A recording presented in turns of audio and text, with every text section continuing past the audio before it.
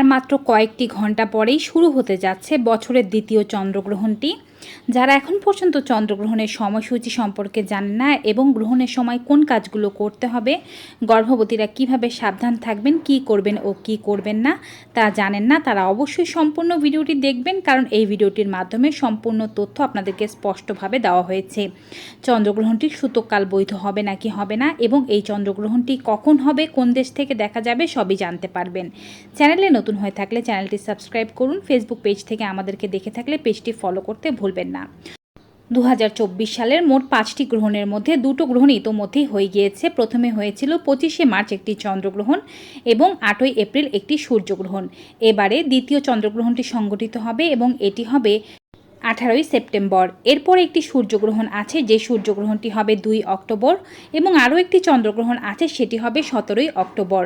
সেই সূর্যগ্রহণ ও চন্দ্রগ্রহণ সম্পর্কে আপডেটেড ভিডিও আমরা আপনাদেরকে জানিয়ে দেব এবং সমস্ত তথ্য দিয়ে দেব। চ্যানেলের সাথে থাকলে সেগুলো সম্পর্কে জানতে পারবেন। 18ই সেপ্টেম্বর চন্দ্রগ্রহণের সময়সূচি। এই যে চন্দ্রগ্রহণটি হবে এটি একটি আংশিক চন্দ্রগ্রহণ হবে, অর্থাৎ চন্দ্র পুরোপুরিভাবে গ্রাসিত না হয়ে অর্ধেক গ্রাসিত হবে। এটি কিন্তু ভারত ও বাংলাদেশ থেকে দৃশ্যমান নয়, এটি দেখা যাবে ইউরোপ, আফ্রিকা, উত্তর আমেরিকা, দক্ষিণ আমেরিকা, এশিয়ার কিছু অংশ, প্রশান্ত মহাসাগর, আটলান্টিক, ভারত মহাসাগর, আর্কটিক এবং অ্যান্টার্কটিকা থেকে। যেহেতু ভারত ও বাংলাদেশ থেকে দেখা যাবে না, তাই জ্যোতিষবিদরা মনে করে থাকেন যে সমস্ত গ্রহণ দেখা যায় না তার সূতককাল কিন্তু বৈধ হয় না। তাই অনেকে যারা মনে করছেন এই গ্রহণের সূতককাল বৈধ নয় দেখে মানবেন না, এটি তারা নাও মানতে পারেন, এটি সম্পূর্ণই তাদের ইচ্ছার উপরে নির্ভরশীল। তবে যারা মানতে চান অবশ্যই সময়সূচি জেনে নিন। অনেকে আছে গ্রহণ দেখা যাক বা না যাক এর নিয়মাবলীগুলো মানতে চান। চলুন এবারে গ্রহণের সময়সূচি সম্পর্কে জানিয়ে দিই। ভারতীয় সময় অনুযায়ী এই গ্রহণটি শুরু হবে 18ই সেপ্টেম্বর। উপচ্ছায়া প্রবেশ করবে 6টা বেজে 11 মিনিটে। গ্রহণ শুরু হবে 7টা বেজে 42 মিনিটে। গ্রহণ সর্বোচ্চ অবস্থায় থাকবে 8টা বেজে 14 মিনিটে। গ্রহণ শেষ হয়ে যাবে 8টা বেজে 45 মিনিটে এবং উপচ্ছায়া ছেড়ে যাবে 10টা বেজে 17 মিনিটে। আমি উপচ্ছায়া শুরু এবং শেষের সময়ও বলেছি এবং চন্দ্রগ্রহণ শুরু ও শেষের সময়ও বলেছি। এর কারণ হচ্ছে অনেকে উপচ্ছায়া প্রবেশ থেকে শুরু করে উপচ্ছায়া শেষের সময়টুকু মানতে চান, অনেকে আবার শুধুমাত্র মূল গ্রহণ যখন শুরু হলো এবং যখন শেষ হলো সেই সময়টুকু মানতে চান। তবে আমরা বলবো যেহেতু এই গ্রহণটি দেখা যাচ্ছে না, সেহেতু শুধুমাত্র মূল গ্রহণ শুরু ও শেষের সময়টুকু মানলেই যথেষ্ট। উপচ্ছায়া মানতে চাইলে ভারতীয় সময় অনুযায়ী সকাল 6টা 11 মিনিট থেকে 10টা 17 মিনিট পর্যন্ত মানবেন। আর যদি শুধু শুরু ও শেষের সময়টুকু মানতে চান সেক্ষেত্রে সকাল 7টা 42 মিনিট থেকে 8টা 45 মিনিট পর্যন্ত মানবেন। বাংলাদেশের সময় অনুযায়ী এই গ্রহণের উপচ্ছায়া প্রবেশ করবে 18ই সেপ্টেম্বর সকাল 6টা বেজে 41 মিনিটে। গ্রহণ শুরু হবে 8টা বেজে 12 মিনিটে। গ্রহণ সর্বোচ্চ অবস্থায় থাকবে 8টা বেজে 44 মিনিটে। গ্রহণ শেষ হয়ে যাবে 9টা বেজে 15 মিনিটে এবং গ্রহণের উপচ্ছায়া ছেড়ে যাবে 10টা বেজে 47 মিনিটে। আপনারা যারা উপচ্ছায়া শুরু ও শেষের সময় মানবেন তারা 6টা 41 মিনিট থেকে 10টা 47 মিনিট পর্যন্ত মানবেন এবং যারা শুধুমাত্র গ্রহণ শুরু ও শেষের সময়টুকু মানবেন তারা 8টা 12 মিনিট থেকে 9টা 15 মিনিট পর্যন্ত মানলেই যথেষ্ট। এবারে বলছি, অনেকেই হয়তো মনে মনে প্রশ্ন করছেন যে গ্রহণ দিনের বেলা কিভাবে দেখা যাবে। আগেই বলেছি এই গ্রহণটি কিন্তু ভারত ও বাংলাদেশ থেকে মোটেও দৃশ্যমান নয়। গ্রহণ যে সময় সংগঠিত হবে তখন আমাদের এখানে দিন, বিধায় দিনের বেলা আমরা চন্দ্র দেখতে পাবো না, চন্দ্রগ্রহণও দেখতে পাবো না। কিন্তু যে সমস্ত দেশে তখন রাত চলছে তারা কিন্তু এই গ্রহণটি দেখতে পাবেন। এবারে বলছি পৃথিবীর বিভিন্ন দেশের মানুষ কিভাবে চন্দ্রগ্রহণের সময়সূচি বের করে ফেলতে পারবেন। প্রথমত, আপনি যদি জন্মসূত্রে ভারতীয় বা বাংলাদেশি হয়ে থাকেন সেক্ষেত্রে আপনি এখন বর্তমানে অন্য কোনো দেশে অবস্থান করে থাকলে আপনার দেশের সাথে ভারত বা বাংলাদেশের সময়ের একটি পার্থক্য রয়েছে। যেমন ভারত ও বাংলাদেশের সময়ের পার্থক্য রয়েছে আধা ঘন্টা। কোনো কিছু ভারতীয় সময় থেকে বাংলাদেশের সময় বের করতে চাইলে কিন্তু আধা ঘন্টা যোগ করে দিলে সেই সময়টি বের হয়ে যায়। যেমন কোনো সম্প্রচার 7টার সময় হতে চাইলে সেটি বাংলাদেশের সময় অনুযায়ী হবে 7:30টায়।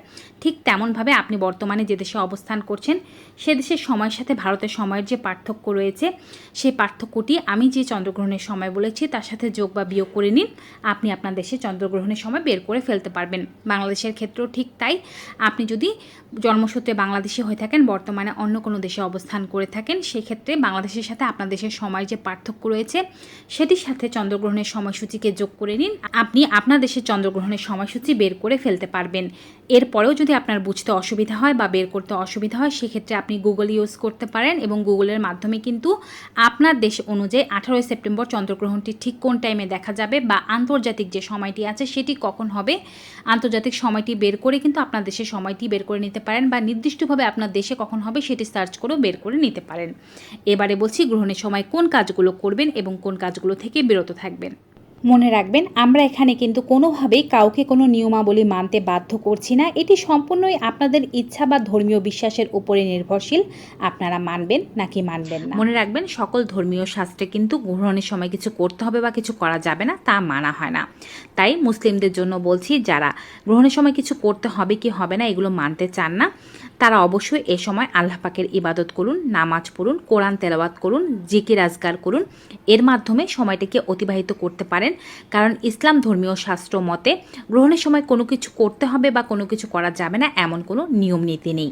তাই আমরা কোনোভাবেই তাদেরকে বাধ্য করছি না। এবারে বলছি, সনাতন বা হিন্দু ধর্মের ভাই বা বোনেরা গ্রহণের সময় কোন কাজগুলো করবেন এবং কোন কাজগুলো পরিহার করবেন। গ্রহণের সময় অবশ্যই বাসার বাইরে যাবেন না।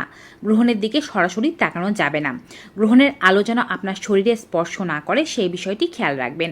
গ্রহণের আলো যেন ঘরের ভেতরে না ঢুকতে পারে সেজন্য পর্দা দিয়ে বা কাগজের বোর্ড দিয়ে ঘরের যে সমস্ত জায়গা দিয়ে আলো প্রবেশ করতে পারে তা ভালোভাবে ঢেকে দিন। গ্রহণের সময় খাবার খাবেন না, জল পান করবেন না, মলমূত্র ত্যাগ করবেন না।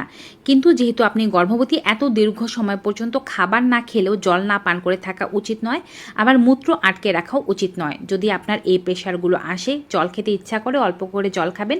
মূত্রের প্রেশার আসলে চেষ্টা করবেন আগেই মূত্র ত্যাগ করে নিতে, বা গ্রহণের সময় বেশি মূত্রের প্রেশার আসলে অবশ্যই সেটি ক্লিয়ার করার চেষ্টা করবেন।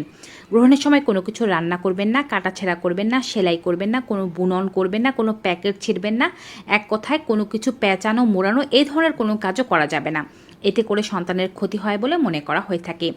গ্রহণের আগেই ঘরে যে সমস্ত খাবার আছে তা খেয়ে ফেলুন এবং বাড়তি যে সমস্ত খাবার আছে তা ফেলে দিন। জলের পাত্রগুলোর মধ্যে, শুকনো খাবারগুলোর মধ্যে তুলসী পাতা দিয়ে রাখুন।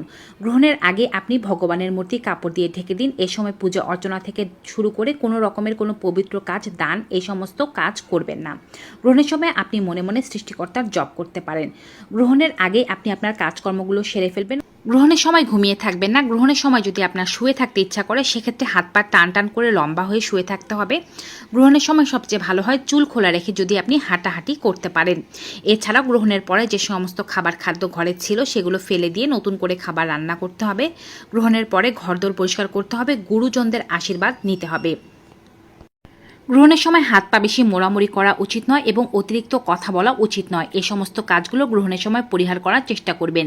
গ্রহণের সময় অনেকেরই প্রেশার লো হয়ে যেতে পারে বা খারাপ লাগতে পারে। এরকম অবস্থায় যত দ্রুত সম্ভব ডক্টরের পরামর্শ নেবেন।